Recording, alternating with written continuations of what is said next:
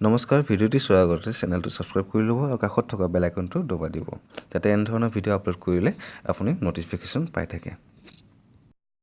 তো আজি আহিছোঁ APSC জব নিউজ লৈ। APSC বিভিন্ন ধৰণৰ পদত আবেদন বিচাৰি আছে, তাৰে আপোনালোকক ক'বলৈ গৈ আছোঁ এতিয়া।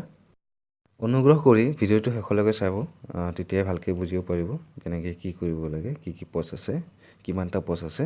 ঠিক আছে, তো আৰম্ভ কৰিছোঁ। গতিকে পদ আৰু পদৰ সংখ্যাসমূহ এনেধৰণৰ। প্ৰথম পদটো হৈছে Assam civil service junior grade, আৰু ইয়াত OC কেটেগৰীৰ বাবে আছে টোটেল 22টা আৰু মহিলাসকলৰ বাবে ৰিজাৰ্ভ আছে 7টা। তাৰপিছত OBC আৰু MOBC সকলৰ টোটেল আছে 10টা আৰু মহিলাৰ বাবে ৰিজাৰ্ভ আছে 3টা। তাৰপিছত SC কেটেগৰীবিলাকৰ আছে টোটেল 3টা আৰু মহিলাৰ বাবে ৰিজাৰ্ভ আছে 1টা। আৰু ST প্লেইনবিলাকৰ বাবে 5টা আছে টোটেল আৰু 1টা আছে মহিলাৰ বাবে ৰিজাৰ্ভ। আৰু ST হিলছবিলাকৰ তেওঁলোকৰ আছে 3টা টোটেল আৰু মহিলাৰ বাবে 1টা আছে। তো মুঠ পদৰ সংখ্যা ইয়াত 43টা আৰু ইয়াত মহিলাৰ পদৰ সংখ্যা মানে ৰিজাৰ্ভ আছে 13টা। এনেকৈ তো ইয়াৰে যিটো অফিচিয়েল চাইটত যিটো ন'টিফিকেশ্যন দিয়া আছে, ডিটেইলছ দিয়া আছে, PDF ফাইল এনেকৈ দিয়া আছে। তো এই লিষ্টখন আপোনালোকে তাত চাব পাৰিব। মই ডিছক্ৰিপশ্যন বক্সৰ ইয়াৰে লিংকটো দি দিছোঁ। গতিকে পলম নকৰিলে নেক্সট ষ্টেপসমূহলৈ আহোঁ। এই এক্সামটো হৈছে কম্বাইণ্ড কম্পিটিটিভ, আৰু APSC এই কম্বাইণ্ড কম্পিটিটিভ এক্সামটো দুটা ষ্টেজত লয়। এটা হৈছে প্ৰিলিমছ আৰু এটা হৈছে মেইন। মেইনত থাকে ৰিটেন লগতে ইণ্টাৰভিউ থাকে, আৰু যিটো প্ৰিলিমছ হয় অকল তাত ৰিটেন টেষ্ট থাকে। তো গোটেই অসমখনত সৰ্বমুঠ 32টা চেণ্টাৰ আছে, এক্সাম চেণ্টাৰ, মানে এক্সাম চেণ্টাৰ পাতিছে। তো 32টা ডিষ্ট্ৰিক্টসমূহৰ নাম হৈছে এনেধৰণৰ: বৰপেটা, বঙাইগাঁও, বাক্সা, বিশ্বনাথ, চিৰাং, চৰাইদেউ, ধেমাজি, ধুবুৰী, ডিব্ৰুগড়, ডিফু, গোৱালপাৰা, গোলাঘাট, গুৱাহাটী, হাফলং, হোজাই, যোৰহাট, কৰিমগঞ্জ, কোকৰাঝাৰ, মাজুলী, মঙলদৈ, মৰিগাঁও, নগাঁও, নলবাৰী, নৰ্থ লখিমপুৰ, শিলচৰ, শিৱসাগৰ, চাউথ শালমাৰা, তেজপুৰ, তিনিচুকীয়া, ওদালগুৰি আৰু ৱেষ্ট কাৰ্বি আংলং। তো এই ডিষ্ট্ৰিক্টসমূহত এই এক্সামসমূহ পতা হ'ব, প্ৰিলিমছ এক্সামসমূহ। আৰু ইয়াৰে মেইন এক্সামটো অকল গুৱাহাটীতহে পতা হ'ব। আৰু এই পদসমূহৰ বাবে প্ৰয়োজনীয় অৰ্হতাসমূহ হৈছে এনেধৰণৰ: কেণ্ডিডেট ডিগ্ৰী পাছ হ'ব লাগিব যিকোনো ছাবজেক্টত, আৰু ইয়াত বয়সৰ সীমা হৈছে 21 বছৰৰ তলত হ'ব নালাগিব আৰু 38 বছৰৰ ওপৰত হ'ব নালাগিব।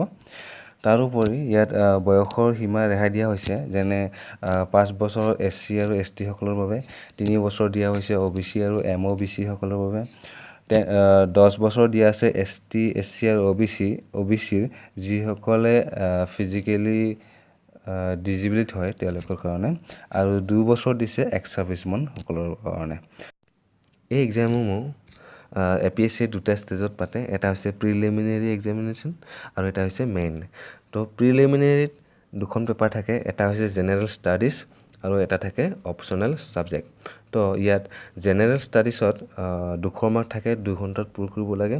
আৰু এটা হৈছে অপশ্যনেল ছাবজেক্ট। অপশ্যনেল ছাবজেক্ট হৈছে সেইটো প্ৰায়বোৰে পায়ে আহিছে, গ্ৰেজুৱেট বা ডিগ্ৰী কৰি থাকোঁতে যিবোৰ ছাবজেক্ট লয় সেইবিলাক ছাবজেক্টেই থাকে। তো তাতো থাকে 200 মাৰ্ক আৰু 2 ঘণ্টাত পূৰ কৰিব লাগে। তাৰপিছত মেইন এক্সামত থাকে ৰিটেন আৰু ইণ্টাৰভিউ। ইয়াত জেনেৰেল ইংলিছ এখন পেপাৰ থাকে, জেনেৰেল ষ্টাডিজত থাকে, আৰু অপশ্যনেল ছাবজেক্ট দুটা থাকে। তো জেনেৰেল ইংলিছত ইয়াত 300 মাৰ্ক থাকে আৰু সময় থাকে 3 ঘণ্টা। আৰু জেনেৰেল ষ্টাডিজত থাকে 300 মাৰ্ক আৰু প্ৰায় 3 ঘণ্টা টাইম থাকে। অপশ্যনেল ছাবজেক্টত থাকে পেপাৰ দুখন 1ত, মানে অপশ্যনেল ছাবজেক্ট প্ৰথমখনত থাকে পেপাৰ 1, পেপাৰ 2, তাত 200 মাৰ্ককৈ থাকে। আৰু অপশ্যনেল 2 থাকে, অপশ্যনেল ছাবজেক্ট আৰু এটা ল'ব লাগে, তাতো পেপাৰ দুখন থাকে, 200 মাৰ্ক 200 মাৰ্ককৈ এনেকৈ থাকে। আৰু গোটেই পৰীক্ষাসমূহ 3 ঘণ্টা সম্পূৰ্ণ কৰিব লাগে। তো ইয়াত এটা কথা হৈছে, অপশ্যনেল ছাবজেক্ট 1 আৰু 2, যদি আপুনি অপশ্যনেল ছাবজেক্টত কিবা এটা যিটো ছাবজেক্ট লয় সেই ছাবজেক্টটোত ৰিলেটেড থকা বা ৰিলেশ্যন থকা অপশ্যনেল ছাবজেক্ট 2 নম্বৰ ল'ব নোৱাৰিব এইটো এটা কণ্ডিশ্যন ৰাখি থৈছে তেওঁলোকে তো এই কণ্ডিশ্যনসমূহ লিষ্ট এখন দিছে তেওঁলোকে সেইটো পিছত আপোনালোকক দেখুৱাম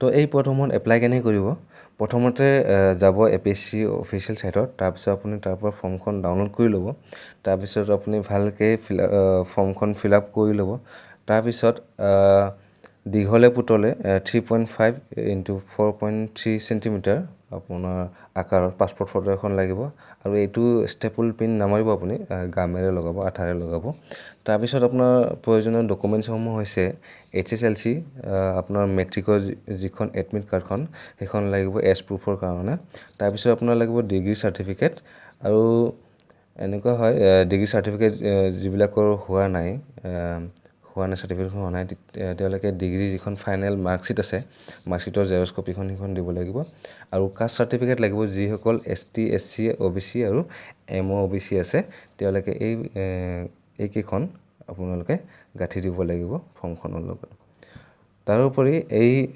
যিবিলাক আপোনালোকৰ এই ডকুমেণ্টছ আছে ডকুমেণ্টছত আপোনালোকৰ সেলফ এটেষ্টেড লাগিব সেলফ এটেষ্টেড কেনেকৈ লাগিব আপোনালোক কৈ আছোঁ মই এতিয়া দেখাই আছোঁ এখন স্লাইড এখনত গোটেই ডকুমেণ্টছ কেইখনত আপুনি এনেকৈ এটেষ্টেড কৰি ল'ব self attested certified to be true copy of its original বুলি তাৰপিছত যাব লাগিব আপুনি ট্ৰেজাৰী অফিচলৈ ট্ৰেজাৰী অফিচত গৈ তাৰ ট্ৰেজাৰী চালান এখন কাটিব লাগিব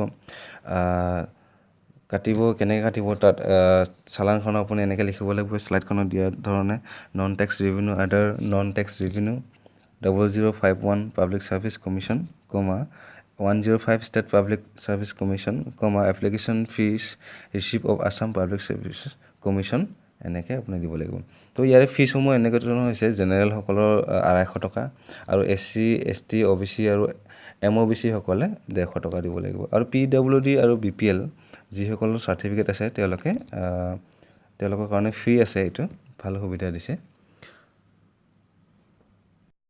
আৰু এটা কথা ইয়াতে APSC এটা কণ্ডিশ্যন ৰাখিছে যে যেতিয়া প্ৰিলিমছ ক্লিয়াৰ কৰিব তাৰপিছত যেতিয়া মেইন এক্সামৰ কাৰণে তেওঁলোকে ফৰ্ম ফিল আপ কৰিব তাতে যিসকলে অপশ্যনেল ছাবজেক্ট 1ত এন্থ্ৰপলজি লয় তেওঁলোকে অপশ্যনেল ছাবজেক্ট 2ত ছ'চিয়লজি ল'ব নোৱাৰিব তেনেধৰণে মেথমেটিক্স থকাসকলে ষ্টেটিক্স ল'ব নোৱাৰিব ফিলচফি ফিলচফি যিবিলাকে লয় তেওঁলোকে সাইক'লজি ল'ব নোৱাৰিব আৰু এগ্ৰিকালচাৰ আৰু এনিমেল হাজবেণ্ডাৰী যিসকলৰ থাকে তেওঁলোকে ভেটেৰিনেৰী ল'ব নোৱাৰিব ভেটেৰিনেৰী সায়েন্স ল'ব নোৱাৰিব এনেকুৱা ধৰণৰ কণ্ডিশ্যন ৰাখিছে গতিকে এইটো ফৰ্ম ফিল আপ কৰোঁতে ভালকৈ চাই ল'ব এইটো মেইন এক্সামৰ ফৰ্ম ফিল আপতহে হ'ব আৰু বৰ্তমান প্ৰিলিমছ চলিবহে এতিয়া তাৰপিছত গোটেইখিনি ফৰ্ম ফিল আপ কৰা আৰু ডকুমেণ্টছ ৰেডি তাৰপিছত চালানখন যেতিয়া ৰেডি থাকে তেতিয়া চালানখনৰ যিটো